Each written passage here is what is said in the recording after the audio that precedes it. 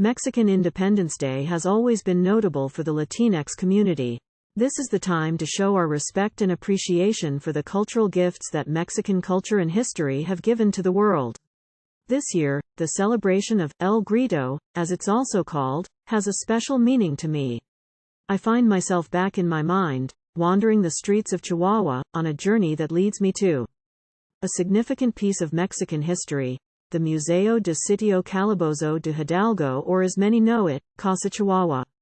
Experiencing my first Grito after visiting where El Padre Hidalgo spent his final days has added depth and perspective to this celebration. As someone not native to Mexico, my visit was a gentle immersion into a profound chapter of Mexico's narrative.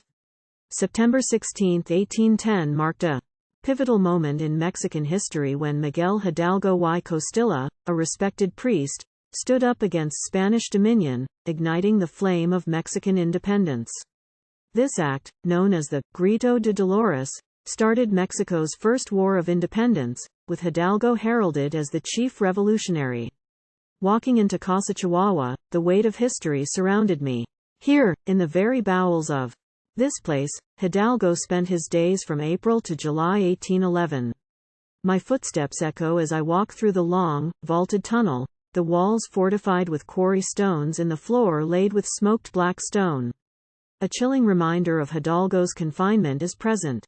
The original cot, table, candelabrum and crucifix the priest once used. Despite being among several priests rallying for the independence of American colonies, Hidalgo's fervent spirit for liberty, coupled with his tragic end, consecrated him as the father of the Mexican homeland. As I delve deeper, I learn that following Hidalgo's historic cry for independence, he was declared the Generalissimo of the Americas on October 22, 1810. But fate, as they say, is unpredictable. By early 1811, following a series of insurgent defeats, Hidalgo was pursued and eventually captured. In Casa Chihuahua, he faced trial and eventual execution. It was both moving and eerie to stand there, looking at where he slept, ate, wrote and prayed, knowing that what awaited him outside his cell was death. As a non-Mexican, the personal stories, those little moments, hit me the hardest. Inside his prison, Hidalgo developed bonds with his jailers, Melchor Guaspi and Miguel Ortega. Their kindness and respect for him are clear. Hidalgo also left behind verses written with charcoal on the prison walls as a token of gratitude. On July 30, 1811, the tragic end came for Hidalgo. Before his execution, in a ceremony meant to strip him of his priestly stature, he stood his ground. He was to be executed facing away, labeled as a traitor, but Hidalgo's dignity prevailed, leading to his execution facing forward. His courage in his last moments was a testament to his unwavering spirit.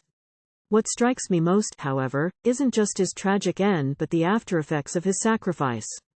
Even in death, Hidalgo sparked a movement. Another valiant priest, José María Morelos y Pavón, took up his cause. While I may be an outsider, my time at the Museo de Sitio Calabozo de Hidalgo gave me a profound appreciation for the sacrifices of heroes like Hidalgo. The struggle for freedom is universal, and in the heart of Chihuahua, I've been reminded of the enduring spirit of liberty and the price many pay for it.